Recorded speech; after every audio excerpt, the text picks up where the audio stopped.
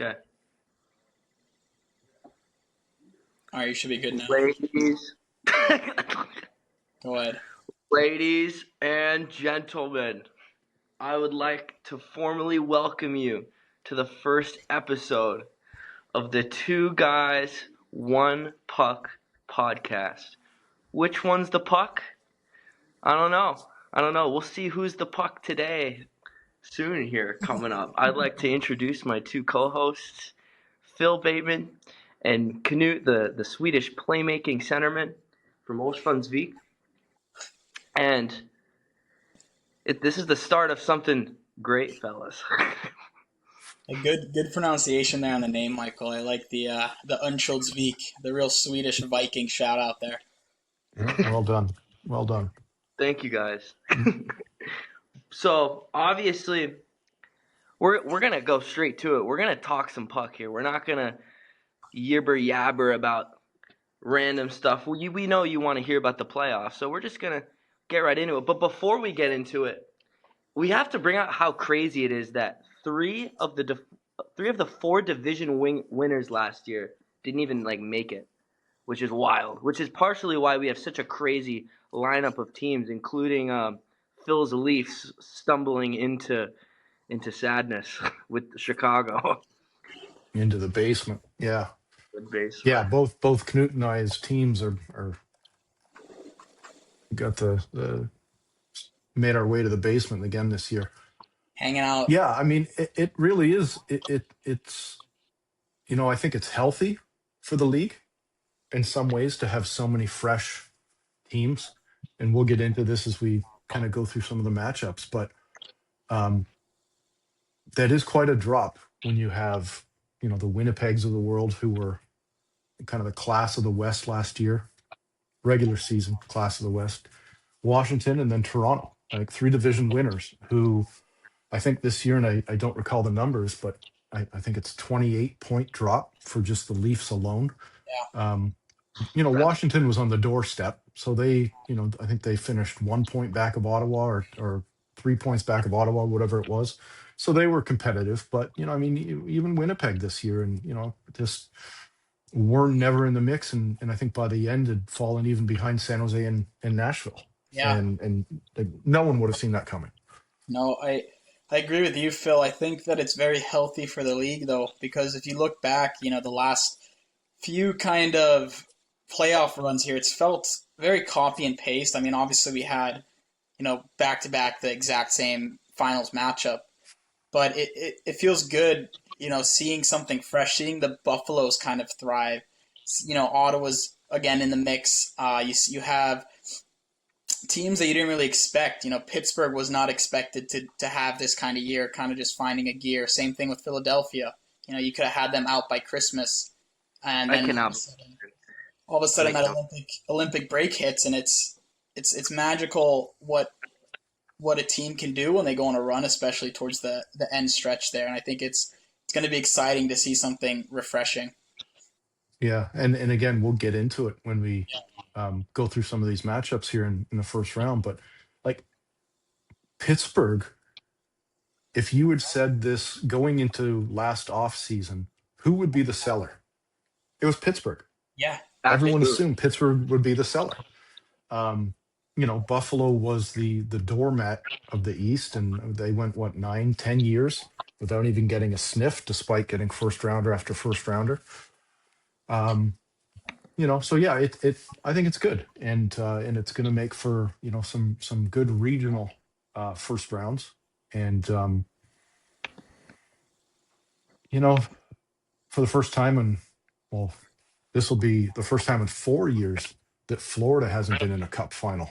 Yeah, right? Because they lost the first year, Nice. and so Edmonton there's still a path for them. It'll be see what but there's a path for them to get back. But yeah, so there'll be a new East representative, and but as I said, maybe that's the nice segue just to sort of get going into some of these first round matchups. Yeah.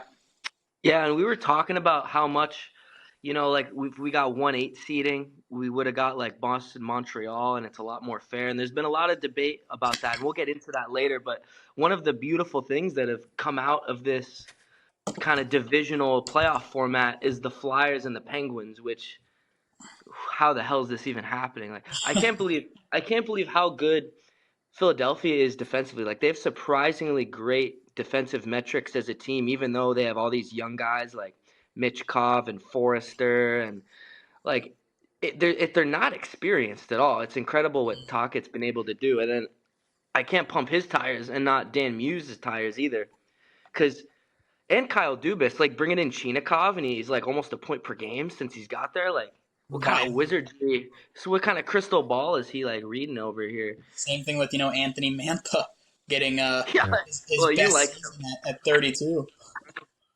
You're Love an Anthony Anthony Mantha. Panther lover. Big fan of him. Yeah, I don't know what Detroit was thinking with that, but No, how you give up on that's that guy? another fire to talk about. There is Yeah. Detroit alone. Yeah, I think we had kind of gone over it a little bit last night in our talk, and it's probably we can save it for our next get together here, but there's some going to be some really interesting autopsies Oh, this off season on Absolutely. some front offices and some teams, and I think it sounds like we can kind of start with the matchup in Pennsylvania, but um, my perspective coming at this is I'm so far removed from the playing that it's coach. I'm going to be, very much coach centric, looking at a lot of these, and this is an interesting coach matchup. Talkett, kind of like what you were saying.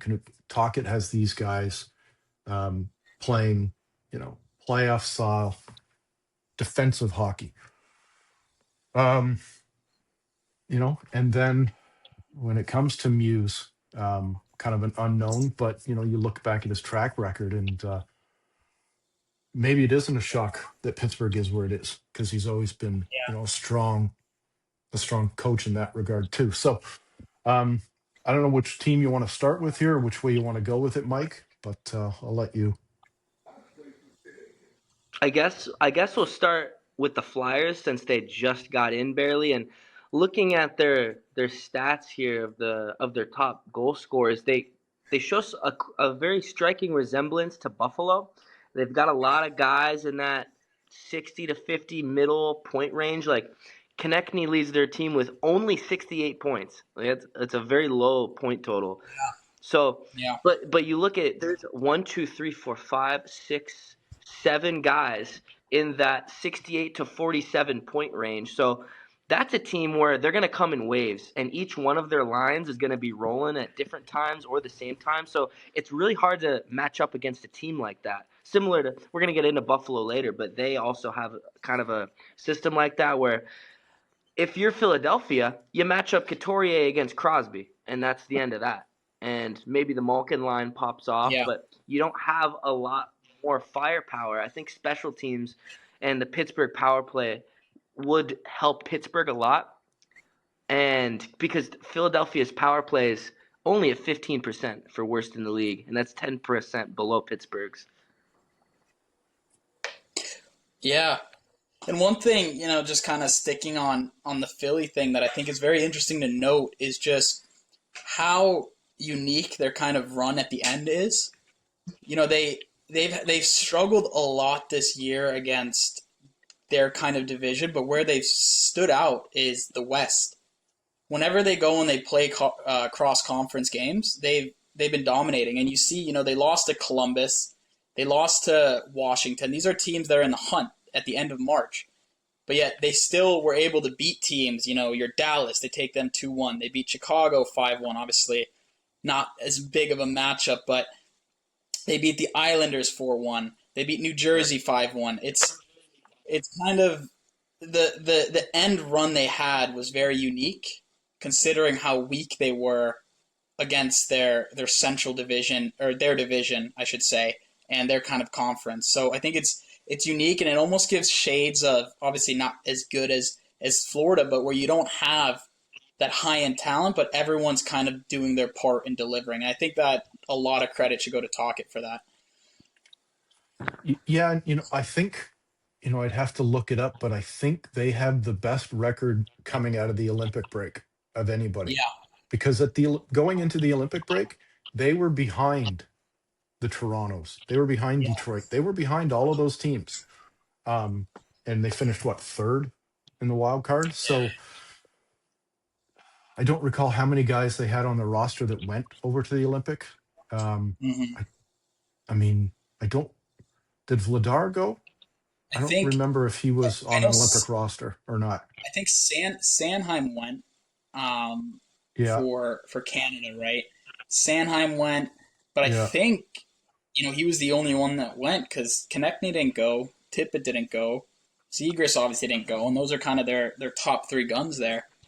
yeah. So I think Couturier and none of those guys. Couturier, of That's a course. good correlation. Yeah, I think Yeah, they. but they whatever Tocchet did, he really dialed them in and refocused them because I believe they had one of the best records post Olympic break. So here's a question I'll put to you two. You've got on one side, and I we'll see. Maybe it's a new location. We'll see. His numbers didn't really come out. Who wins the goalie matchup? Skinner's been to back-to-back cups, and then you Yeah, got Vladar. I can jump in here first, Michael, and I don't know. I really liked Vladar towards the end of the season. I had him. Fun fact: I had him in fantasy, and I picked him up right around the Olympic break, and he was lights out for me to end the year. But I think with the change of scenery and what Skinner was able to do with the amount of media pressure and the amount of times, I went to a game back last playoffs. I went to a game, Kings versus Oilers playoffs, and the rink literally booed Skinner out of the net to the point where Skinner's on the bench after he got yanked, pumping up the crowd because they're yelling his name. And I think for him, he has been through so much of this mental side of the warfare that it's almost a relief for him off the shoulders. And I think we're actually going to see him kind of thrive a little bit here in Pittsburgh in this playoff run because he's seen it. You said it, Phil. He went to back-to-back cups, right? He's seen it, and now without all the questions have always been Edmonton's goaltending. Edmonton's goaltending. What are we going to do about Edmonton? They need to go out and get a goalie. Now that pressure is off of him, and he kind of just gets to own Pittsburgh. And I think he's gonna flourish. So as much as I love Vladar, I think I'm gonna take Skinner in this matchup. I kind of agree with you, Canute, because we really don't know how Vladar is going to do. He could stand on his head for all we know, but Skinner has had stretches where he's lights out. It's just his inconsistency that's the problem, and I don't think any of us are going to be saying. I think none of us are going to say that they're going to beat Carolina or Ottawa in the next round. So it's all that matters is that he's kind of lights out like right now, and I think Stuart Skinner has the capability to be good for a short to medium period of time. Like I think he could. I don't know about steal a series, but he can be solid enough for Pittsburgh to get by. And I mean, both of these teams have 98 points, so it's going to be a Yeah, chess match. And something that helps Skinner out a lot is how mediocre the Flyers' power play has been. Although it's getting spiced up recently since the addition of Porter Martone, and you got guys like yeah, Zegras and Mitchkov are starting to get hot. So that's yeah, something to look out for. And Tippett's been good down the stretch too. But Skinner, as you said, Newt's like he's been battle tested way harder. So we know what we're gonna get from him. And I also agree with you in the fact that this is gonna feel a lot more calm. He's gonna come into a zone that he knows, and it's like more fresh, and he's probably in a more comfortable environment, not as much pressure, I would say. I think he's going to perform. So yeah, I would give the goaltending matchup somehow to Stuart Skinner and the Pittsburgh Penguins. I it's mean, a it's it's a valid, it's a right? I mean, it's yeah, no, I no, think no. I mean, it's overrated. it's I think, coupled with the fact that, the Flyers, as you had started with, they're not an offensive juggernaut team. And I Mm-hmm. think that immediately leads us to you have, I think, a relatively healthy but old defense core in Pittsburgh. Yeah. And I like Philly's back end, and they're stingy and physical. But I think Pittsburgh's going to generate more opportunities offensively ultimately than um, than Philly will. Now, Feel that. if it comes into a special teams, I do believe that the Zagarises of the world, um, those type of players are really going to Thrive. thrive. Yeah, if it gets into a special teams matchup, or Pittsburgh starts running into to issues in that regard, and it's that it's going to be physical. That it's going to be, even though neither team really has that type of player, but the Rusts of the world, those guys, it's going to be a physical series. Mm-hmm. So you never know. Refs It are always a is. little tight on the whistle in the first Those round, guys, anyhow. So you never know what we could turn into. But I think so those yeah. guys So definitely have a little bit of the. who's got the better blue line? Sorry, go ahead. I was just going to say. So let's move off the net. Who's got the better blue line? I like Philadelphia's more. I think Wotherspoon's been very good, but why is Parker Wotherspoon on your first pair? And although he has put up great numbers, Letang and Gerard's a nice second pair, and I do Mm-hmm. like Connor Clifton, but I think Philadelphia is a little bit more dynamic than them. I think Jamie Drysdale and Cam York and even Ristolainen when he's playing well, that's Ristolainen. a really nice group of players with, and then not to mention Travis Sanheim is a pretty solid number one to have. Mm-hmm. Yeah. I don't know. They're pretty even in that respect too. But Eric Carlson, Mm-hmm. that's another part of it. For Yeah, Like how's and he gonna play? for me, Letang, who is basically the ageless one who should have retired probably 3 or 4 times already. yeah. Mm. I For mean, real. I think it's going to come down a lot on Eric Carlson for Pittsburgh because we've seen it. I Hmm. think his year this year kind of went a little bit under the radar just because he's on Pittsburgh, but keep in mind he went 66 points in 75 games. He's showing He would have been Philly's flashes. second leading scorer. Exactly, Philly's second leading scorer, and he's showing flashes of obviously it's not in his prime like it was 2017 Ottawa, but he's showing that he is still that player that won those series for him for Ottawa back in the day. But I do think, and He I'm with was you, he Mike. was arguably Sweden's best defenseman in the Olympics. Oh, I agree. I think he stood out a lot more than, and obviously it's hard when Hedman goes down, right? And you lose that kind of juggernaut. But I agree with you, Filler. Which helps Carlson. It helped Carlson kind of flourish in a role that you've seen him time and time again through his career kind of take over. Mm-hmm. But with Sanheim and Drysdale and York and Ristolainen, who brings that heavy punch, I think that if that top four can play to their potential, I'm giving the edge to Philly. But at the end of the day, Pittsburgh's way more battle tested in the playoffs when it comes to how to play playoff hockey. Hmm. Mm-hmm. What scares me a little bit for Philly, if I were to pick a gripe about it, is they loaded up their first two pairs and their third pair is very. You could take advantage of that. It's Nick Seeler and Emile Andre who are Yeah. decent, but I would match from a coaching perspective. I would, and I'm at home. I have home ice advantage, and I'm Pittsburgh. I'm putting Malkin and Crosby against them all day, and I don't think they can contain them at all. So that's a problem for Philly. Yeah. Yeah, and as you said, I mean, I don't. I think I probably dynamically like and structurally the way that Talkett's got him playing. I think I like Philly's D system better. Um, but something tells me that Pittsburgh is going to It's yeah. I think if I had to choose between the two, I'll probably say Philly's got the better decor. So Yeah. Yeah, I mean, How many? I'm with you there. so then it just comes down Go to, ahead, can they Mike. contain, Chinnikov? Can they? Raquel, who's had a great season, obviously. Mantha, Rust, Gino. Yeah. And we assume Sydney's near 100%. I don't 100% know that, but can they slow them down, especially if it does get into any special team stuff?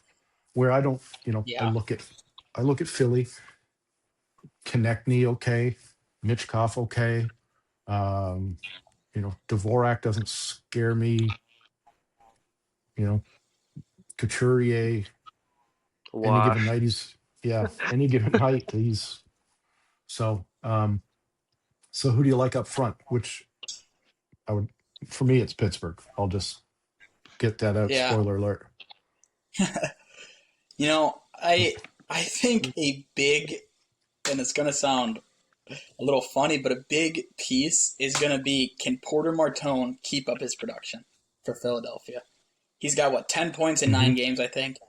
Um, Mm-hmm. Coming into the league at the end of his season and just producing numbers like that. If he can keep producing like that on the second line with Konechny and Dvorak, I I think Philly can add a little more of the firepower, but at the same time, how many of these guys on Philly on the forward side have really gone on deep playoff runs? Again, There's they weren't supposed to be here, and exactly. I, you know, you're lying if you said you, outside of maybe the people of Philadelphia, and I don't even know if they really thought they would. Um, their goals per game is one of the lowest in the league, 20 or Mhm. 21st, somewhere in that range. Um, they had a great run. Um, so let's pick it. Who do you got? What do you like in Oh, this series? How do you see it going? And why, Newts? Tell us why. I mean, I'll finish off on the forward side. Loading. I'm giving Pittsburgh the edge. I think they're just too experienced, right? And the motivation that I feel Crosby and Malkin must have with this being, and Carlson being one of their kind of final goes at it. And then, with your young guys like Ben Kindle's another guy who's just had an unreal season that no one really expected. Chinikov stepped up to the Yeah, plate. And if you have yeah. Where was Crosby that leading, in Columbus? exactly. And if you have Crosby kind of leading that ship, who's done this so many times, I really think that it's contagious in that sense, where the young guys that they do have at Pittsburgh will kind of feed off of that energy, and that's why for me I'm going to give it to Pittsburgh in 6 here. All right, what you got, Phil? I think I think Philly will be the classic case of happy to be here. Yeah. They're young. They're a young team. I mean, Mitchkov, as you said, Porter. I mean, Zagoras, Drysdale. I think it'll be the old guys. I think they're not going to get too many more chances. This could be the last chance for them as a collective to have any kind of run together. If Skinner gives them stability, um, I mean, I'll say Pittsburgh in 6. You know what? I Uh-oh, hot honestly, hot take. Hot take. Here Here it we go. I comes. disagree. I Mike's hot take. disagree. It's everything like the stats. Everything tells you that Pittsburgh should win this series. I mean, they have the special team advantage. You have people that have been there before. But I think there's something to be said about, Phil, how you were saying they're just happy to be here. There's definitely a pattern I've noticed, similar to Florida, where teams that barely sneak in with a full head of steam getting into the playoffs can upset a team who's kind of been in a spot all year. And the way Philly's been playing right now, and I've watched them a little bit more than other teams recently. I find them pretty entertaining, which isn't why I'm picking them. But He just wants to be I'm different. gonna give the series to them in 7 because I think they have the momentum right now. I think we're gonna see a different Trevor Zegras in the playoffs, and You're even showing your Tippett. Ducks colors. You're showing your Ducks colors. I'm not because Owen Tippett, he is built for the playoffs. That guy. And I like Dvorak in the middle. I think a lot of Pittsburgh's depth guys like Novak and Kindle and Chinikov and even like Brezo who've popped off. I think they're gonna slide back into the weeds a little bit. I don't think they'll be as effective. And Hmm. I think Philly's gonna sneak by them in 7 barely. And I don't think they're going to do shit in the next round. I think they're going to get blown out in the second round, but I think it being Pittsburgh, too, fires them up. And I also like how Tippett, the coach, I like that coaching matchup more for them as well, and I think he's got something up his sleeve. So I'm going to go Philly in 7. Mike, I'm glad we had Mike. different So takes. they're winning in Pittsburgh. They're going to win in Pittsburgh. Wow. Yep. Let me write this down. I got it. Write I this got down. Oh, we should what do we have here? We have Knut has Pitt in 6, Phil has Pitt in 6, and Mike has Philly in 7. hot There we take go. alert. Yeah, that's I'll take so you got your first upset. Okay. All right. That's my upset. Where to next? Should we stay on the East? Let's stay on the East. Yeah, stay in the East. We could just go division by division. So now we can go Ottawa, Carolina. Mm. Mhm. Which underratedly, although Carolina bores me sometimes, I think this is a pretty fun series. Okay, keep going. I'm not gonna give you my take on it right away, but I think Ottawa, just like I was saying with Philly, has got a lot of momentum going into the playoffs. This is one of the best teams Carolina's had. It's I think it'll be a lot more even than some people think. I could see some people just saying Carolina's going to kill them.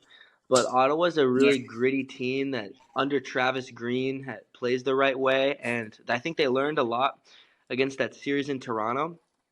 And I think their forward core is just ridiculous. And they've got 2 horses on the back end with Shabbat and Sanderson. Are they Who, healthy? Yeah, I was about to ask, that's are a they great are they question. fully? Let me pull this up here. Who Let's was get it a that little just broke his check-in. arm? Wasn't that Shabbat Shabbat? came back. I don't Oh, know did if he? he's Okay. 100% though. He had such a crazy. What was it? He came back a month early. I Mm. think Yeah. they were saying he came back around a month early, but What do you guys think of their forward cores stacked up against each other? What the hell is that? I Do you hear that? The ice cream truck. Mike's got the. What is that? I'm at my Guys, give us a grandma's second house. here. We're gonna need a timeout. Mike's gonna run out and grab What some in the ice cream. fuck? One second here. I'll wait for. I could probably cut this. Probably cut this part out. No, leave it. Leave it. Screw it. All right. So Well, that you was a don't want to get banger. I in. should have freestyled You don't over want to it. get into. You don't want to get into your thoughts on the series yet. But you're asking about the forwards. Knut, you want to start, or do you want me to? I'll let you start. I'm pulling up Okay. some just season stats right now. Yeah, of course.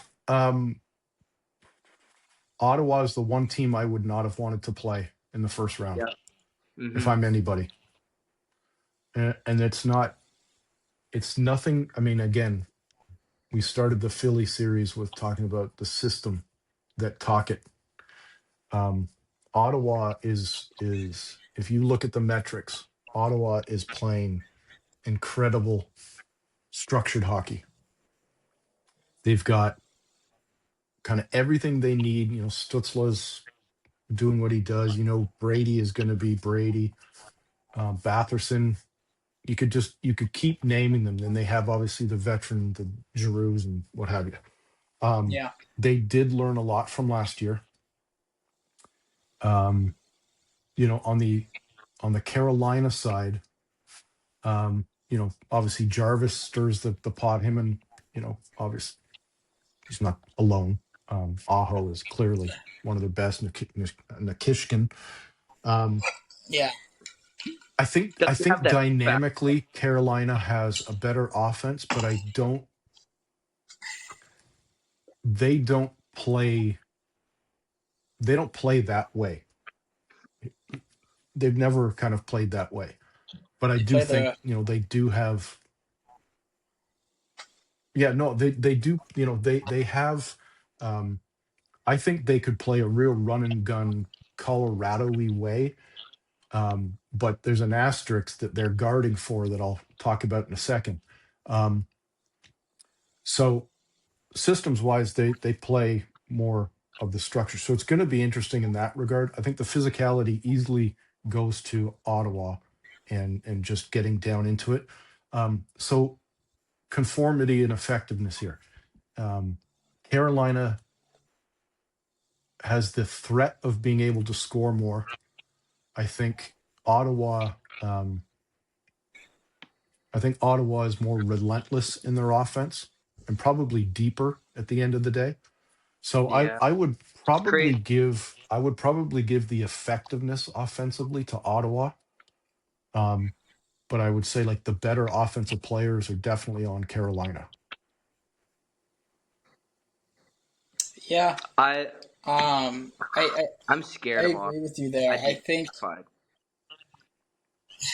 I'm with you too, Mike. I think Ottawa is, if you take out all the stuff that happened behind the scenes with Ottawa, you take out Linus leaving, his inconsistency issues, them losing their top D pair throughout the entire regular season.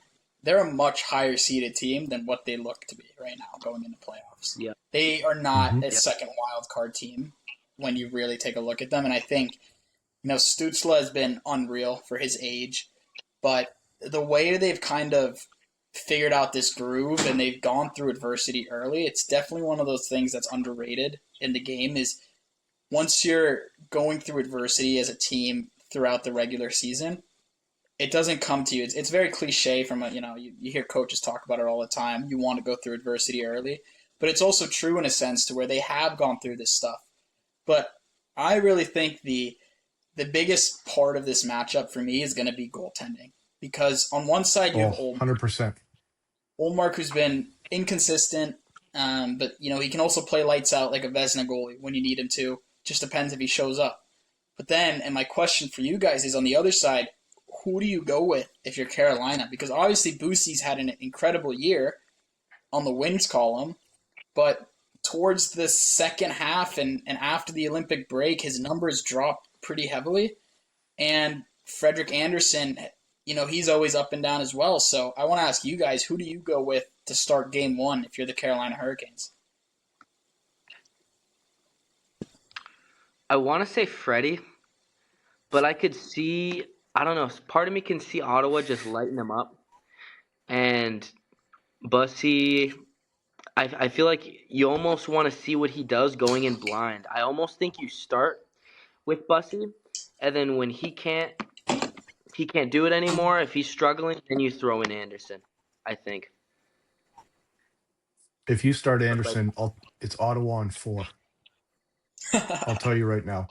It when I put the asterisks on Carolina's style of play, it's because they don't have goaltending. They Yeah, flat out don't. Bussy's been a nice story. The metrics and the analytics will tell you a certain thing. I think they're heavily supported by the style that Brindamore's got in front of them. Freddie Anderson has always scared me. I mean, all you have to do is I got to see him, and Mike, you would have had him in Anaheim. Um, yeah, if is in, there's your first upset. If you know, to me, I think you have to go with Bussy to start this. I mean, um, the fact that I don't, Brenda Moore and their coaching staff knows. The fact that the old adage is, if you have a 1A and a 1B, you don't really have a number one. So I think Bussy's probably going to be their guy. Desperation will go to Freddie. And if they go to Freddie is good every game for one suspect goal. Now, that's Carolina. Ottawa have their own drama in net. Their own demons. This is not Boston Allmark anymore. No, it's not. Allmark has been, he's had something this year. Clearly, there's been some off-ice stuff that has kind of pulled his focus. Yeah, the two Kachuk brothers on their podcast with his dad, basically saying that he was weak for not being out there all the time. They said that. Well, the dad did, and the boys didn't really step on it. It's probably smart. PR trained. Yeah. The Keith was basically just saying that how Cujo in his day would play like 60 games or something like that, and why couldn't goalies these days? So I think that Allmark is the better, which gives Ottawa the better tending. But that's I don't know if it's they're pretty parallel. I start Bussy. That would be my choice if I'm behind the bench. Yeah. So what do you think, Mike? Yeah, Mike. Sorry. No, go ahead, Michael. I asked the question, so I think did you say you go Bussy, Mike? Yep. I go ahead. I start with, but I'm a short leash though. I think I'm very, very much with you guys because for me, and I'll talk back to fantasy again. Another goalie in this matchup that I had almost all year, and I picked him up off of waivers was Bussy. But one thing you'll notice about him.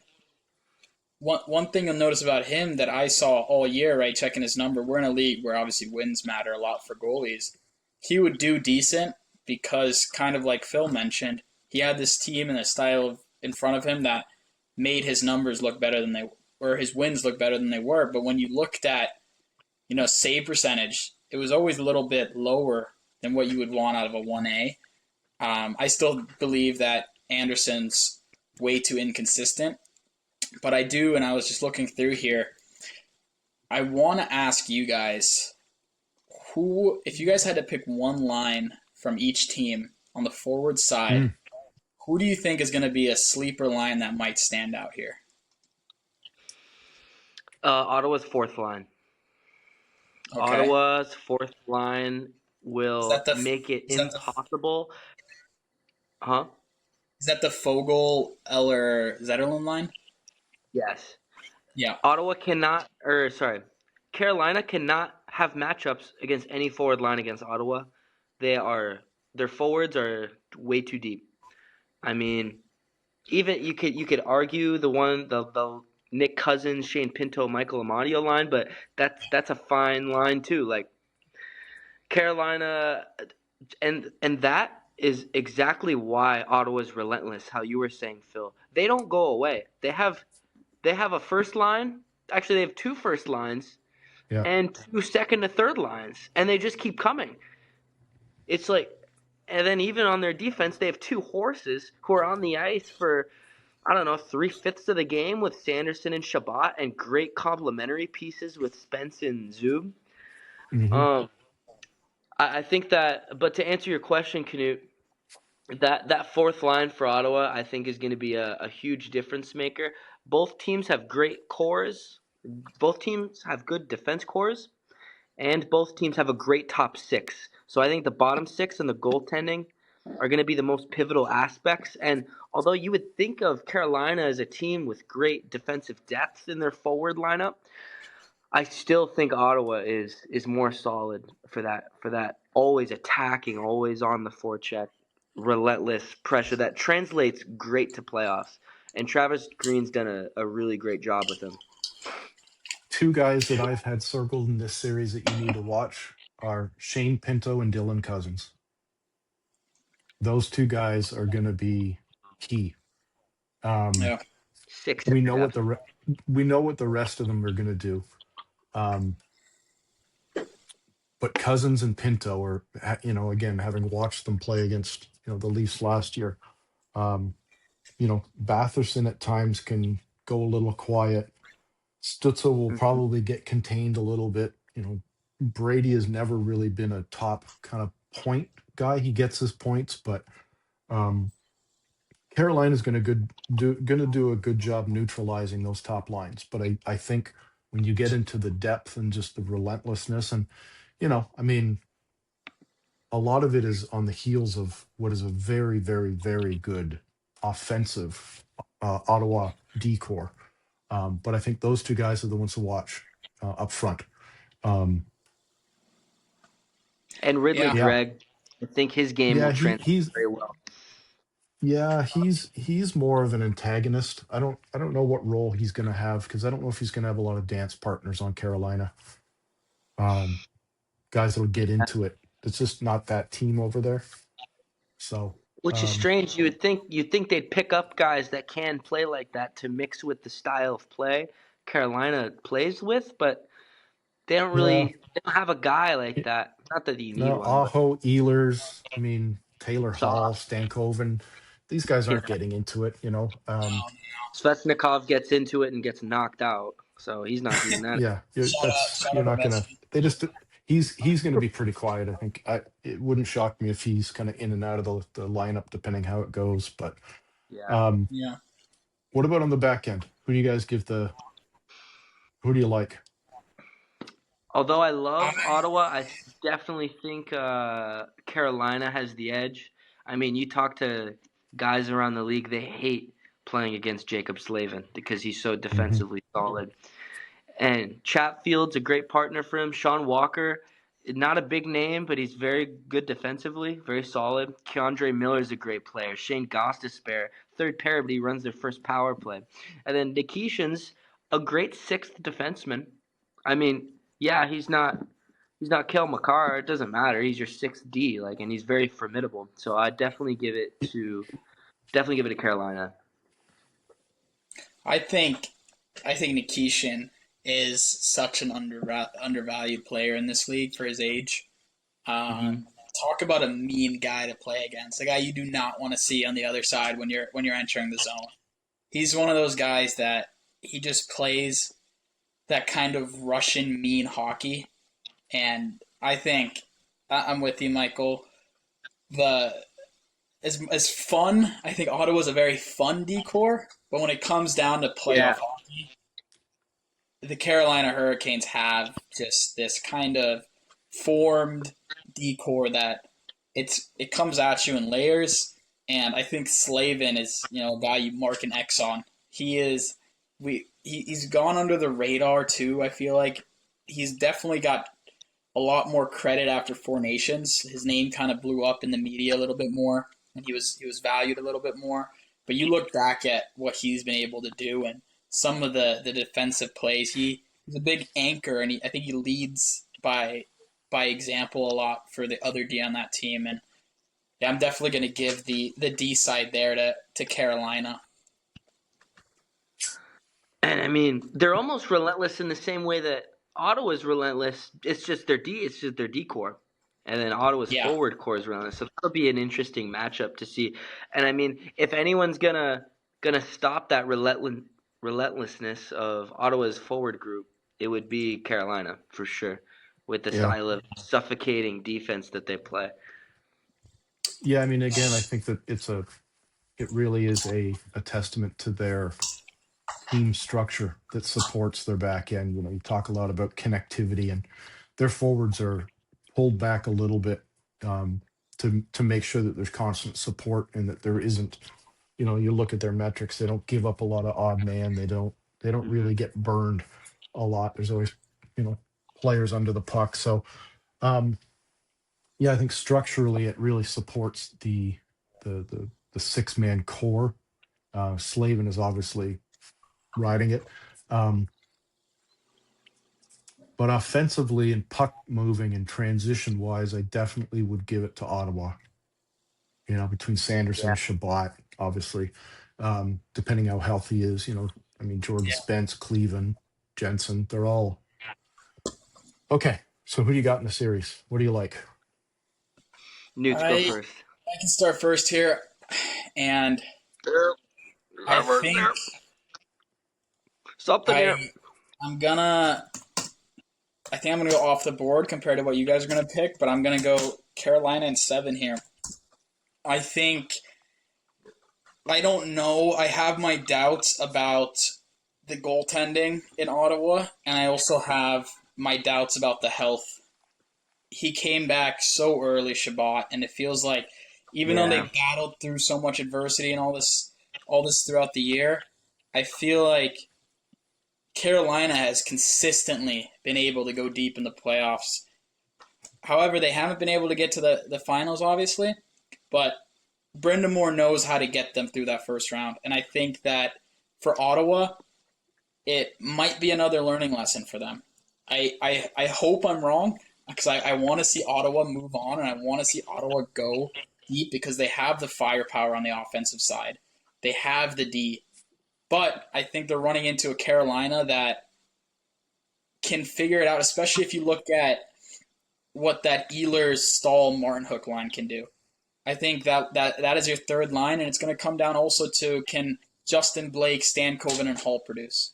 If you get that kind of sweet spot combo, I see Carolina being able to nudge it over Ottawa. It's a great argument that you put up. Move on. You almost convinced me, but I'm still gonna pick Ottawa in 7. And I think their momentum going into the playoffs helps with that. I think that all these younger players are maturing and they're learning how to play the right way. And I think you're really going to see it in this series. And like you look at every line on that team besides like the third pair because Nick Jensen's out and they have I think Tyler Cleven's out as well. But man, that's a lethal power play as well that can make you pay. And so is Carolina. No matter what, it's going to be an incredibly even series. This is one where I would expect to see the most overtimes in the first round. But I'm going to give the slight edge to Ottawa. I think their big guns are going to come in and make a difference when it most matters. Because I honestly, if you were to ask me which top 6 I'd take to take me all the way to the end, I would take Ottawa. And I think that's what's really going to get it done for them. What you got, Filler? I said it as soon as this series was mentioned. The last team I wanted to play was Ottawa, and I think it is going to be. I think physically, they have an arrogance about them that I just don't see a pushback. This is to me, and maybe it's just because of the Kachuk component. Um, this looks like Florida 3 years ago. I'm going to say Ottawa in 6. Damn, sick. I pre-fired that Phil was going to get Ottawa on 6 on my paper here. Yeah, You just typed it out, and right? I mean this to me is this will be my quote unquote hot take. I think in Yeah. this, but yeah, Ottawa in 6. And I think I agree with you. it wouldn't surprise me. Let me put it like that. It would not surprise me if they are Florida 2.0 because And that's coming from a Dylan Cousins fantasy owner, Drake Batherson fantasy owner. that is You're coming welcome. from Ottawa fantasy over. Let's Michael, what's our next series here? We'll go to an absolute battle next with Tampa and Montreal. Damn, we're I thought spending a you'd saved while it. on this series. I thought you'd saved Yeah. this one. Oh, really? I was just going in order. We could save it. Let's get into Because it. I don't think the next one's going to be much of a series. So why don't we get rid of the other series and then we'll come back. This one's going to take some talking. Why don't we get rid of the other series? All right, so we'll go on to Boston and Buffalo then. Mm-hmm. So I'm guessing, Filler, that you would take Buffalo pretty fast. I don't need to talk much about this series. Um, I I think this is probably your fastest series in the East. I'll Hmm. do a quick kind of analysis of it. Uh, Buffalo too good, Boston not good enough. This will be Buffalo in five. This will be Buffalo in five. In caveman Yeah. You can kind terms. of you can write that down. I think unless Jeremy Swayman absolutely steals this series, I That's the don't see one any. thing. I don't see any chance of Boston winning. Sadly I don't. I think Geeky's had a nice season. Pasta's always in that 100-point guy, but uh, okay, you know, um, Not yeah. impressed with the I filler. No, I will honestly Phil is not a fan. Let's put it again, like that. very Kevin Adams leaving. Yeah. So when Kevin Adams left, a lot of people attributed that to, the turnaround. Kekalainen comes in and he's done nothing, but they attributed just maybe a fresh voice up from the management down. Um, you cannot amass that much first round talent year in, year out. Um, you know, Darlene is just turning into an absolute Machine. Headman 2.0. Yeah. I Better. have always been a huge Tage Thompson fan. Um, you've got clutch guys like Zucker on the back. Um, yeah, my easy take Buffalo in five. Mike, I gotta shout out your fantasy shirt that you're wearing there, your Tage Thompson shirt. I think Back to back, by the I'll way. let you jump in. I'll let you jump in here, but and give your thoughts on the series. I think we can save time and go over this one pretty quick. I've got the same as Phil. I was thinking about Pasternak's dangerous, and I think Pasternak will be more consistent in the playoffs than anyone on Buffalo. But then I was like, I don't know. Tage Thompson is just built for this type of game. He's got vision. He is a absolute fucking cannon, and he can't knock him off the puck either, which is a really nice aspect that we've yet to see translate into the playoffs that he has in his game. And kind of what I was talking about Philadelphia, you got Alex Tuck with 66 points, McLeod 54 points, Josh Doan 52 points, Quinn with 51, Zucker with 45, Benson 43, Byram 42, Samuelson with 41. Like, there is so much depth in this lineup, and they're just on a. Ever since Darlene said that the boys started drinking together, they've just turned this ship around, and I That don't, is I true. don't.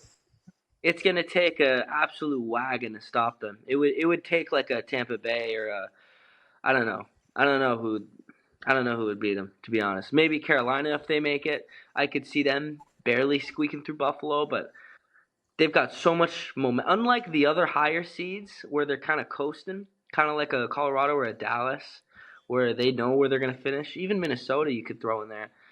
Buffalo, even though they're a high seed, they're gonna fucking kill them. So I'm going Buffalo in five, I would say, Buffalo in five. I but can steal some games. Sorry, I didn't mean to interrupt. No, you're good. I'm gonna play a little devil's advocate here for the Boston Mm, Bruins. Not that I'll start it off and preface Buffalo in six. I don't think that Boston has enough to bounce back, but I think Swayman can steal you 2 games, and I think Pasta can produce for those kind of crazy numbers. I think Pasternak's season alone has it doesn't seem like it's up there, but then you look at what he's kind of done to this group and how his numbers, regardless of what's around him, doesn't really waver. Shows obviously the talent he's at, but it kind of comes down to, again, for me, is what are these young guys going to do? What's James Hagen's, who everyone's so hyped up about, going to do? Who's, at the time of his draft year was the consensus, or a year before his draft year was the consensus number one. Obviously, he didn't end up going number one, but he had that kind of hype. And Fraser Minton, what can he do? mm. How is, a Victor Arvidsson? How's a Casey Middlestat going to play? And I think, there is a reason somehow Boston snuck in, because I think we all had them at the beginning of the year rebuilding, but it's going to take quite the miracle to stop the Buffalo Sabres. From a fellow Sabres proud, I think these Sabres are gonna take them in 6 here. It's all right. We all got Buffalo. All right, we'll save Montreal and Tampa for later. We'll move on to the West. No, let's finish. Let's finish the East here. The East? Finish okay, the East. Okay. So, I guess I'll just start out by saying this will probably go 6 or 7. And Montreal, I don't know if their young core is ready yet to take that next step. I think they are. And, I mean, Toronto's beat Tampa. Florida's killed them in the first round the last couple of years. So it's not like Tampa's invincible. Like, they had a great regular season last year, and they lost in 5 to Florida, which, like, you can't blame them. But it's definitely a beatable team. This is a series I've gone back and forth with a lot. And even though Tampa's on home ice, I almost see a similar scenario to when Montreal and Yaroslav Halak upset the Capitals, and they won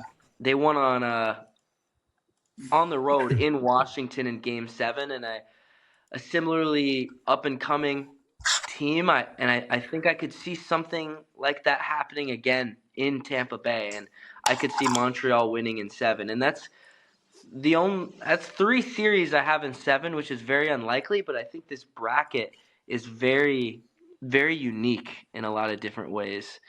And Montreal, their power play, kind of unstoppable in my opinion. And there's question marks around, like, are they ready yet? Like, is Caden Gooley, even as filthy as he is he going to throw a couple pizzas up the middle? Maybe. And maybe Tampa Bay and Gensel and all their experience can capitalize off of that and their power play, but I'm still going to give it to Montreal. Quick question: do we know if Hedman's going to be back in time? Does anybody have the IR? He is. He is. He's back. Mm-hmm. What scares me, and Michael and I are very close friends, for you listeners, and I know Michael's love for the Montreal Canadiens. What scares me for them is obviously age, but also on the back end, you take out Lane Hudson, you take out Mike Matheson. Whoa, Dobson's out? Dobson's out. Whoa, how long? I didn't know that. I believe he's missing the first round. I'm not 100% sure. Phil, you might have a better update on me, but I think, Arbor Jackeye, he can play that mean style. Mike, you kind of nailed it with Caden Gooley, and I think Carrier, you kind of get this up and down, but is it going to be enough to stop the wagon of Tampa? They have, somehow with obviously John Cooper there and the GM staff, they keep just retooling, and it feels like, they're relevant again. I love them picking up Corey Perry again. I love them having Yanni Gourde. I like how Darren Radish, out of the blue for his contract year, came out and had this incredible season. Same thing with J.J. Moser. They'd have Ryan McDonough back. And obviously, it's always a good boost when you look back and you see Andre Vasilevsky in the playoffs in your net. And that's what scares me, because I really want Montreal, and I know we all know that Montreal is going to have some glory days coming soon, but I don't think it's time yet for me. I think it's going to be a very competitive season, but I think that you're running in matchup-wise to a Tampa Bay that just looks scary again. It's giving me flashbacks to 2020. They look scary again. So for me, that's kind of my big woe, is that I want Montreal to be this special team, but I just do not think that they're mature enough yet. There are 2 how many series. Oh, well, he can tell me in a second. there are two series that are a shame that they're happening. They're going to be great, but they're a shame. Toronto, Tampa Bay and Montreal, and in the West, Minnesota and Dallas. And those two series alone are why the old playoff way should have been with the 1-8, 2-7. Yeah.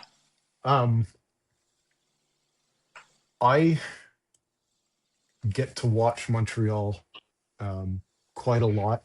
I get to hear a lot of the Montreal analysis. The savior this year going into Montreal was, Montembeault. We've got him, Montembeault. But the people in the back row were always saying, "But wait till Jacob Fowler shows up, because that's our next Carey Price." Yep. Meanwhile, Dobes has done an amazing job all year. Suzuki, Caulfield, Lane Hudson, Stankoven, Demidov. I sneakily think, Kucherov puts up 130 points, probably should win the MVP. Don't know if he will, but he should.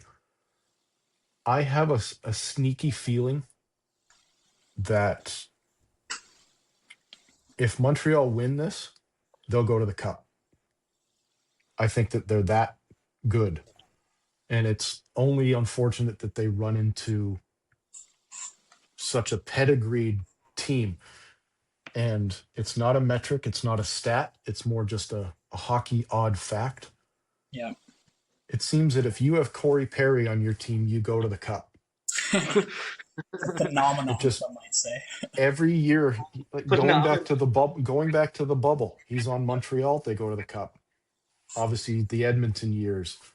It is crazy how that guy just gets you there. Doesn't always win, but he gets you there. Yeah. I think when you really look at some of you would think, let me back up a second. And we'll, again, coaching. St. Louis has got these guys dialed. Cooper clearly has the pedigree coming in, obviously the Olympic. He's Coach Canada. He's taken over for Babcock. It's shocking how bad both of their power plays are. Montreal's not even in the top 10. And I think Tampa is 15, 16, somewhere around there, maybe even a bit lower. When you've despite Darren Radish's power play point totals.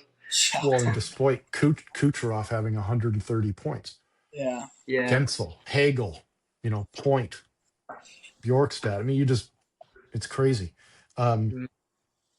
I think there are too many miles on Tampa, and I think the young legs are going to win out in this series because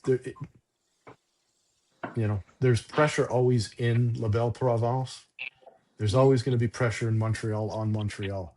But I think there's such a love fest with this hockey team that they're going out and they're just going to enjoy themselves. And if it gets physical, you mentioned Xhekaj, both the brothers are a problem.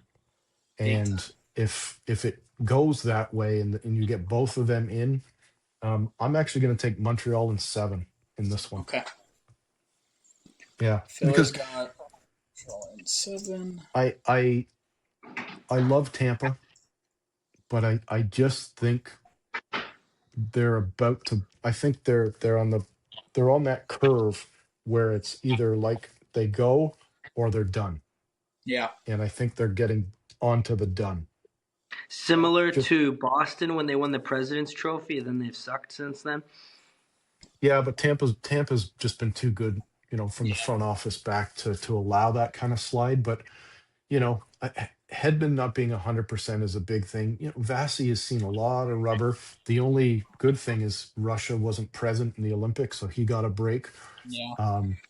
But I just think Montreal's offense, and to me this is a pick 'em either way. But I'll just say Montreal in 7. I think I just have a feel just the way that they're playing here. I don't know what the head-to-head was this year. That would be a curious how they did head-to-head. Yeah. I'm sure they're all close games. March 31st, Montreal 4-1. April 9th, Montreal 2-1. So, yeah. Mike, what And was then when going back a little bit into late December, December 28th, Tampa wins 5-4. So very close games. Yeah, all Montreal in 7. Mike? I don't know. I think mine kind of cut out. Did you give a pick? Yeah, Montreal. I also said Montreal in 7.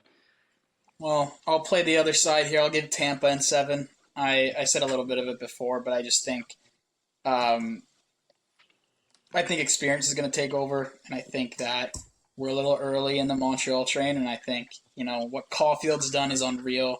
Suzuki wearing the C at the age of that he is in Montreal is so impressive to me. The amount of load that he takes on as With a at that age. But for me, I think Tampa's just gonna out experience them for this one. But I think Phil, you nailed it. It's a toss 'em. You can pick either side. It's gonna be who is really coming in with who wins it. Pretty much, it's a pick 'em. so wild they played in the finals. Yeah. Makes no sense. First round, we're back. Yeah. All right. So do we want to get into the West, or do we want to save that for another time, or do we get going here right through the West? I don't mind. I'm not doing Okay. anything. Here's Okay. the one note that I have is we have 2 hours record time before we're cut off, and we're at an hour, so we should be able to get it done. But it's up to you guys. We could divide them. Or we could just hurry up. We could just hurry up, too. I'm down to just keep it. I mean, playoffs start tomorrow, so. That is true. Do we want to get the easy one out of the way? The Yep. the Yeah. Avalanche. I was just going there. The Avalanche one. That one doesn't need much dissecting. It does not. No, this is as easy as Boston and Buffalo. Avalanche in 4. Yeah. Same. I think we're all on that Do we train. need to? Avs in 4. I'm thinking the same thing. There's just the Kings.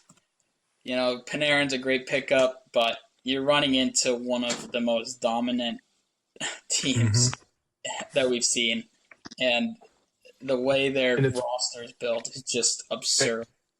And I'm sure up in LA, they were breathing a sigh of relief. Oh, we don't have to Edmonton this year. Yeah, that one. Now you got Colorado. That Now you get Colorado. Yeah, there's not much analysis here, unfortunately. The Kings are kind of, Kopitar's last playoff. I'll tell you, there's I am convinced, and this is a little hot stovey off-season stuff. Stovey. But I'm convinced that LA will make a biblical push to get Austin Matthews to replace Kopitar. But we can. He is such a king. That.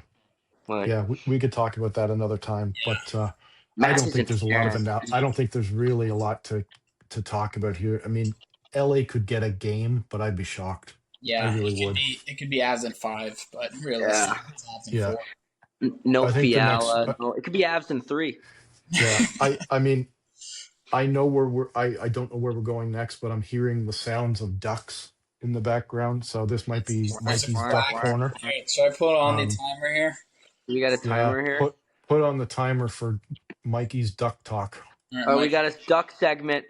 3, First 2, duck 1, segment. go. So, personally, I think the Ducks, although they have a shot, and you know me, I'm a very big Ducks fan. The Oilers are going to win, and it's going to be. I think it's going to be pretty close. I think they're going to put up a fight. But you look at the Ducks lineup makeup. Leo Carlson with Troy Terry have found some great chemistry together. But then you go down. Granlund's in the middle of Killorn and Seneca. I don't know why Killorn's that high in the lineup. Move his ass down to the fourth line, please. He is too slow. And Seneca's young, so I think his game will translate to the playoffs, but he's too young still. And then they have Paling in between Gauthier and McTavish. I think they gotta put McTavish in the middle. I mean, he's just now starting to find his confidence again, and kind of similar to Michkov, where they've had their struggles this year and they've started to turn it on at the end of the year. But I think you just gotta move McTavish to the middle, and Paling's fast. You could put him on the wing. And then I don't understand why we're playing Jeffrey Viel above Frank Vetrano. What? And Tim Washy's Tim Washy and Jeffrey Viel. I just look at him and I'm like, okay. And then Ian Moore, who used to be a D, is now our right winger on the fourth line, and now they're trying Zellweger at center when he should be on the third pair. There's a lot of. I think the Ducks have left. I think the Ducks they're flown already. Is Duck time over? We're at It 15. might You got 20 seconds, Michael. Speed running. You got 20 seconds here on the clock. The Ducks special teams are not nearly as good as Edmonton's. I think they'll get a couple goals on the power play, but Edmonton's power play will rip Anaheim apart. Edmonton in 6, and I do question some of Quenneville's coaching decisions. Duck time over. Duck time over. Canute. Yeah. So I love that. Joe Stahl's really good though. I love the game.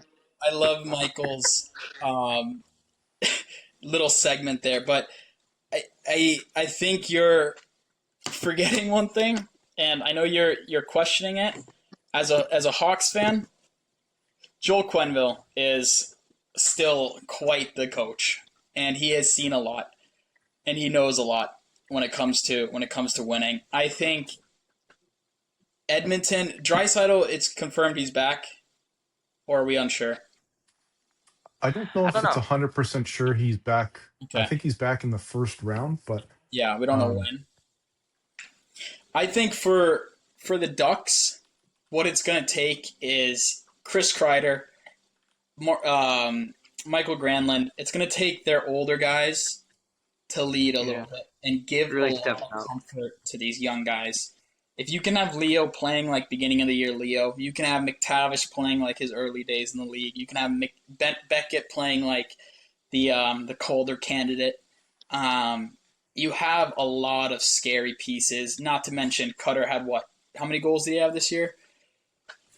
I think there is an argument to make for Anaheim, but at the same time, Edmonton is Edmonton. McDavid has been on the most unreal tear of hockey since Draisaitl went out. And it shows, I think we can all agree when you watch Edmonton play, there's one player who is not getting challenged, and that is Connor McDavid. And that's Matthias Janmark. That's Matthias Janmark. But it's really going to depend for me who shows up on this one. I'm a little worried again, and it's the saying every year going into playoffs about the goaltending of Edmonton. And I'm also worried about how their young guys are going to come out. How's Matt Savoy going to play? How are those younger guys kind of going to stand up? And with a hat trick last night. With a hat trick, that's true. But with John Carlson and Jacob Trouba on the back end for the Ducks, I do think this is a scarier Ducks team when they're coached the right way than we've seen before. And I'm actually going to go the opposite of Mike, and I'm going to say Anaheim in 7 here. Whoa. Yeah, that's going to be my hot take. I think Anaheim's going to figure it out. I mean, can I add another minute to my Duck segment? No. It's Phil's turn. No, I think Anaheim is not that dissimilar from Philly. That they got there. They definitely have a little bit more veteran with the New York Ranger imported players, and obviously Carlson. But Kreider's a hard player to play against, and obviously Trouba. Yeah. But Draisaitl's day to day. They say he'll be back at some point in the first round. I just don't see the ability to. I just don't see the ability for Anaheim to really slow down Edmonton. Everyone knows McJesus is McJesus. But you don't go to back-to-back cups without learning something. And I think Edmonton, it's not going to be easy, but I think you're going to see that the speed of Edmonton is going to put Anaheim in a little bit of trouble, and it's probably going to turn into a lot of power play opportunities.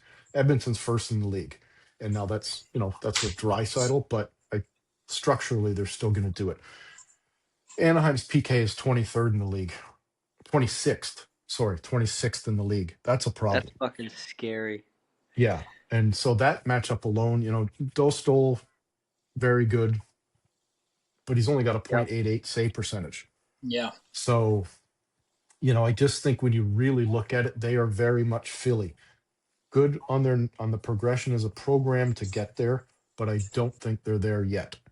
And Edmonton, I think, will do to them what they've done to LA the last couple of years, and it'll probably be Edmonton in 5 or 6. And I'll say 6, but I'm more comfortable probably saying Edmonton in 5. McTavish has been in and out of the doghouse. He's like a minus 16 or 15 or something like that on the season. He's a pure potential player. I just think they're not there yet as a team. Yeah. But you're banking on Connor Ingram. I think they just recalled Picard. I mean, sorry. Above Jari? Tristan Jari is not going to see the net, I don't think, at all. I don't think they have any faith in him. I don't think. What a trade! I don't think Knobloch has any faith in him at all. So I think you're basically this is Connor Ingram's net at this point. Now Pickard was good last year. He gave Skinner a good blow, and that kind of got Skinner back on track. But even Connor Ingram is under 900. So maybe Anaheim does have a chance, and your pick could be a good one. But I still think Edmonton in 6 in this series. And there is something to be said as well about Anaheim's ability to come back late in games. I don't know if there's. I know for a fact that it's the franchise most times that they've had multi-goal comebacks, and I'll throw a game on. They're losing 4-2 in the third, and I'll be like, they can't do it again, and then they do it. They tie it. In overtime. It's remarkable, and that's something that I think Joe Quenneville has coached into them. I will say this. I made my Austin to LA hot take or hot stove. If Edmonton lose to Anaheim, you might as well start sewing McDavid on the back of a Leafs jersey. You think he's going there? Yeah. What a replacement, dude! No, I think at that point Matthews probably stays, but I think that would be, there's a reason he only signed a 2-year deal. So yeah. I think we're gonna see if Edmonton doesn't make it out this year. Yeah, Jesus is gonna be looking out the door. Mike, what was your pick again, just so I can get it down? I've got Oilers in 6, but I could see your way going as well, especially with Lucas Dostal. I definitely think can steal a few games for them. And I mean, we didn't even talk about Cutter Gauthier. Like, I don't know how his game will translate to the playoffs, but this is a team with who's wise beyond their years, and I could see upsetting Edmonton, but overall I just see Edmonton pulling away and winning in 6. The ducks stopped quacking. I don't hear him in the back anymore. All right. Let's go to Vegas, Utah. Yeah. Sweet. I can kick us off. You should start. Yeah. I love Utah. I have been. We'll talk about fantasy again. Drafted their core. I Cooley's a reach though. Cooley and Gunther, Sergachev, Schmaltz, Keller. I just think there's so much excitement in Utah right now. What scares me though is after this coaching change in Vegas, how much better Vegas has been looking. And at the end of the day, when you go down the list of firepower, when you have Eichel and Marner, it's no Gunther and Schmaltz or Keller and Schmaltz. It's a whole nother step of top end talent. And my heart really wants to see Utah succeed, but I'm gonna have to give it to Vegas in 6, solely based off of just the pure firepower they have. I do have a big question mark, who they're gonna go with goaltending wise. I mean, I'm assuming it'll be Hiller, right? But Who? Maybe. I mean, it might be Oh, Schmid. no. Yeah. you might go Akira. I would go Carter Hart, honestly. I would. No. No, you can't No. go. No. You don't think so? It's Hiller Akira. Tortorella will go. Tortorella will go with Aiden Hill. My guess is because he likes I think so veterans. too. But And he's definitely seen it. But I think that One. So. as much as I want to see Utah succeed, and Uyghur hasn't been what I thought he was going to be since he got there. I thought Uyghur was going to really solidify more of a 1-2 punch with Sergachev, but from watching their games and his numbers, they haven't been what I expected. So I think for this series to be, real competitive, we're going to have to see Sergachev take over that blue line.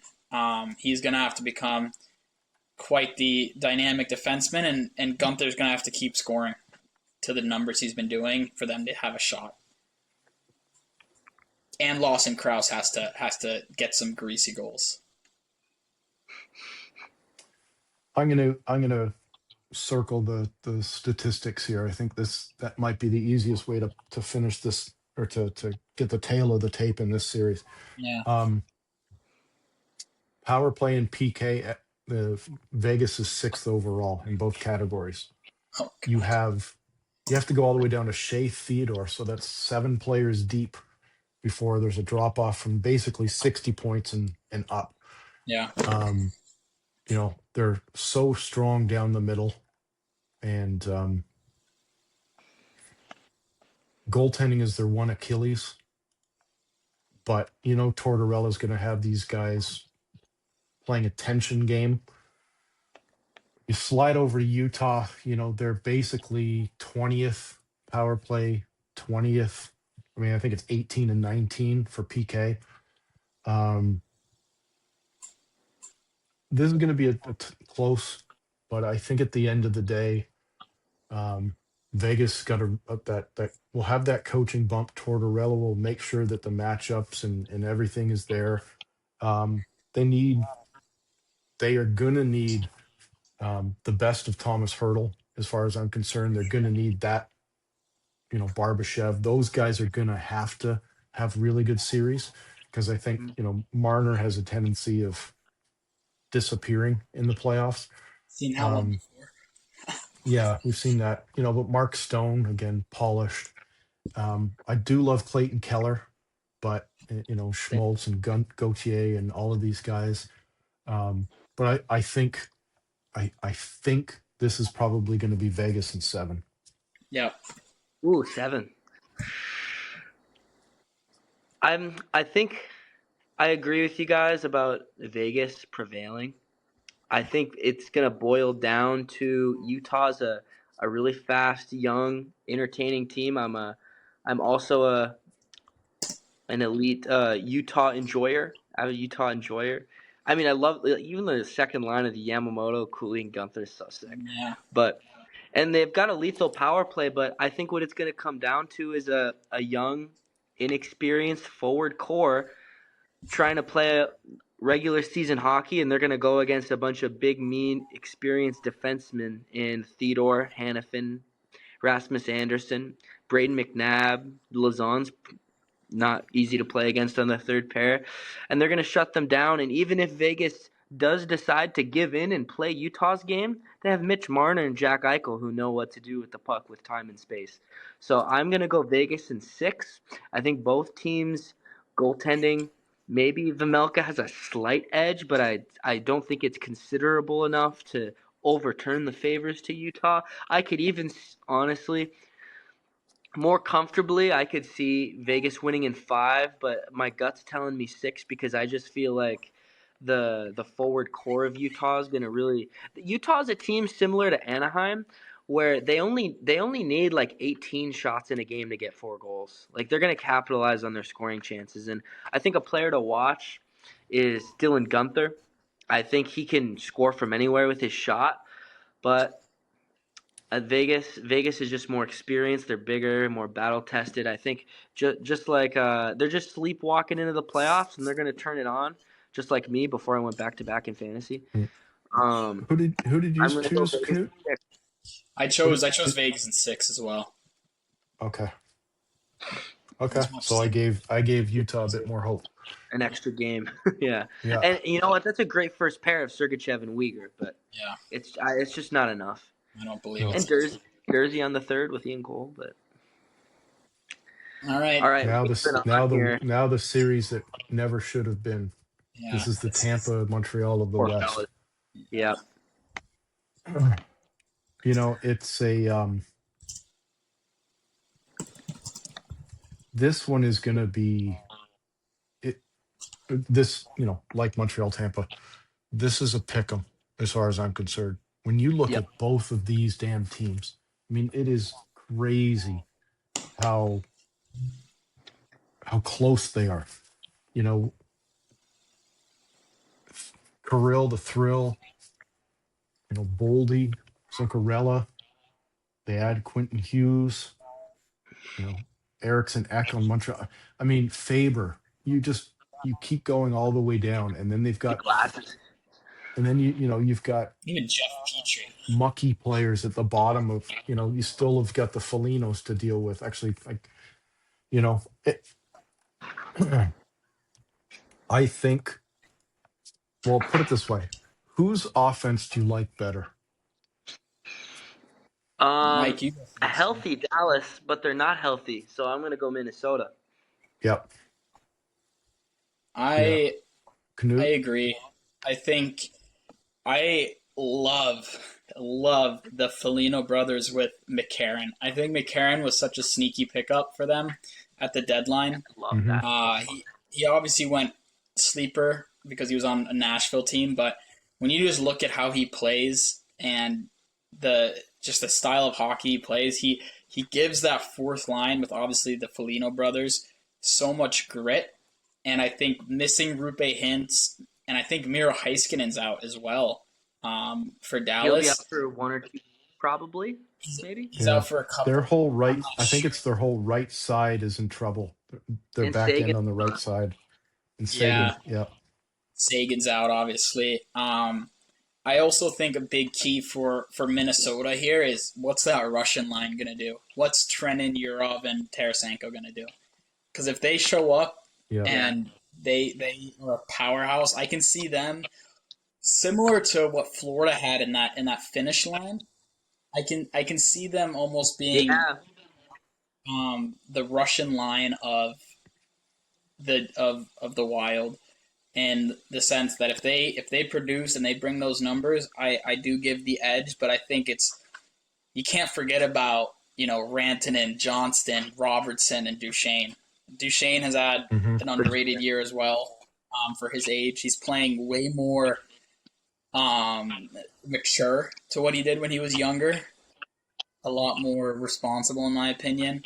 And for me, Dallas is going to need these kind of guys you don't think of to really step up.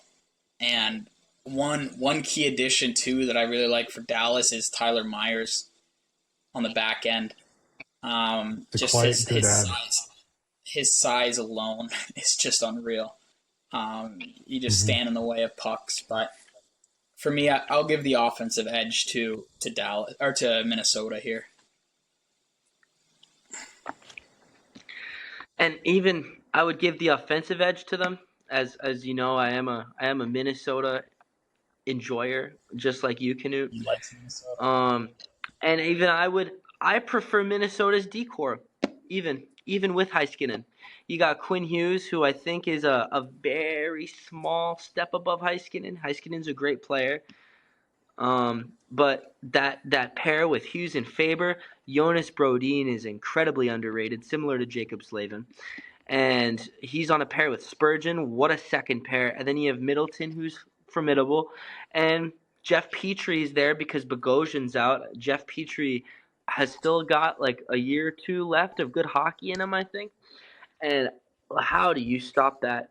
Honestly, both of these teams' power plays are lethal, but that Minnesota power play is just ridiculous. I mean, I was Yeah. cashing in fantasy points all year because of them. Yeah. I think they're And second and third in the league behind Edmonton.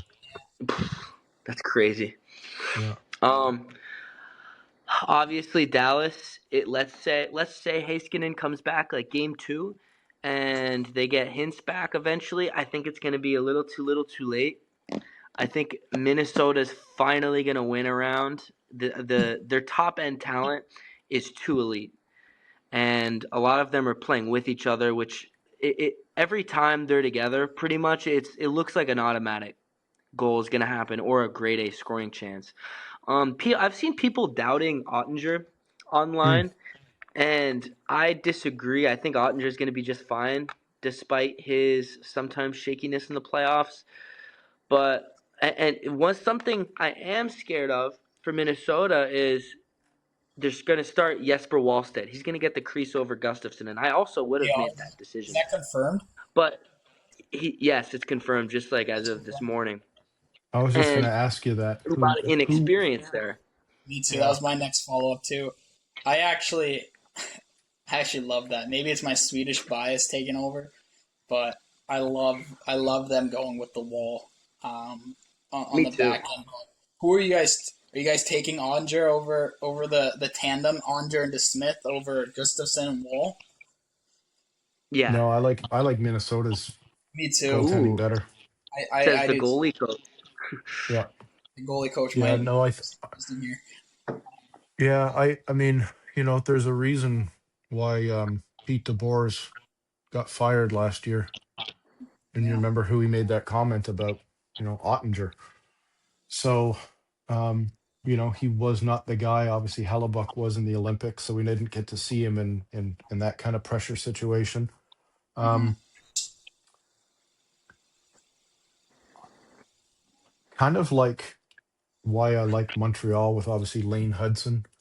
The Quentin Hughes factor is going to be huge, and I Yeah. think the injuries.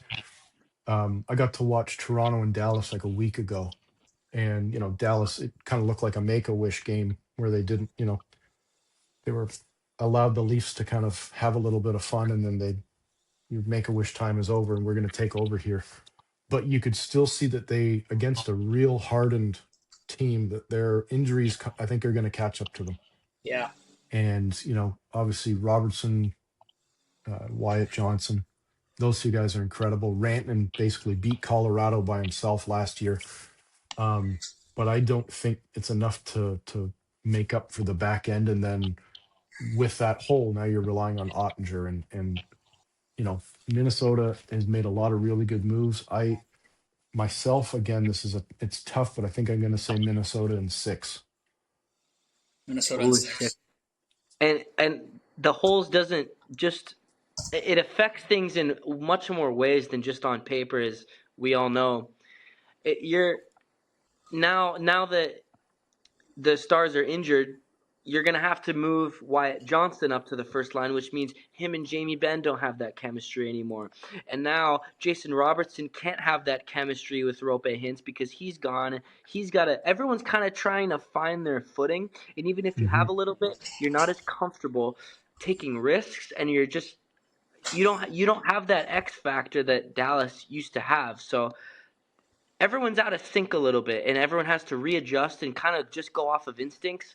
And this Minnesota team has had all year to really experience these lines. I mean, Kaprizov, Hartman, Zuccarello, and then Johansson, Eriksson, and Boldy have all been together virtually all year. Besides maybe sometimes they'll put Kaprizov, Eriksson, and Boldy together after a penalty kill. Besides that, their lines have been extremely consistent, and the Russians are all together. And then I love Minnesota's fourth line with Marcus and So Nick Foligno with McCarron. It's so so great. I'm just reading. They actually think that Heiskanen and Hintz will be back in the first round. Oh, That'll be big for them. that changes it. I personally am still taking Minnesota in 7 because I think you adjust as a team to play with these different guys, and then you come back, and it takes a second to come back to where you were before. And I don't think they have time to give Minnesota that game it might take for them to readjust. I just think Minnesota has enough firepower there. So I do think I'll give Dallas the extra game and take Mini in 7, but I think Minnesota will still prevail in this one. And Mike, I got Mini in 7 too. We have the same thing. Okay. Cool. Well, this is educational, if nothing else.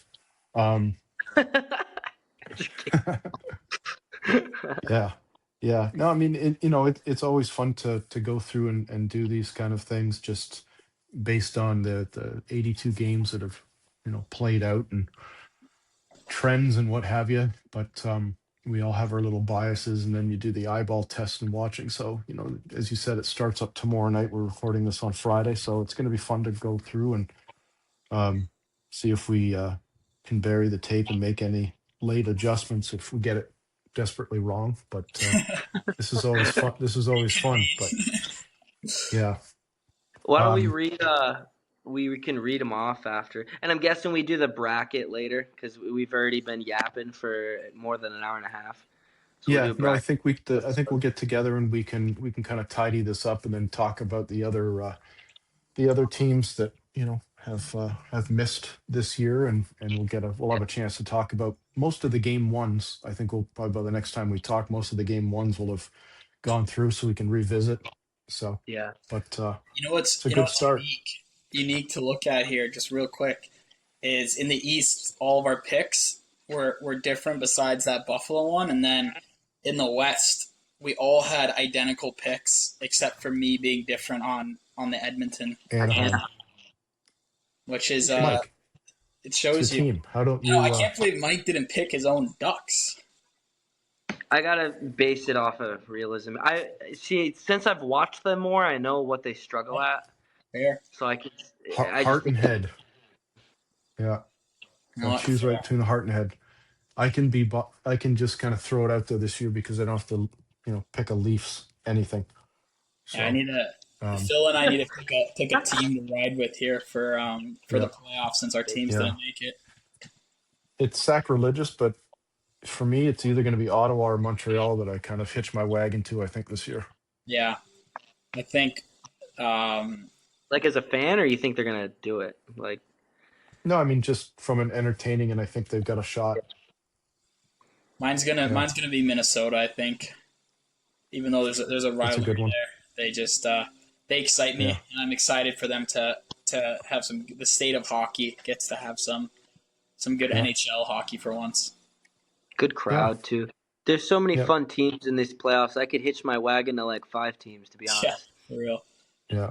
Well, this has been fun, and let's we'll call it there. And unless Mike, you have some Anaheim Duck final thoughts. I would put Carlson, Seneca, and Gauthier together. But all right. So on that note, Mike, you got any final words for the viewers? I just gave them. Okay. What are you guys gonna eat for dinner? Don't know. Haven't gone that far. Been recording a podcast.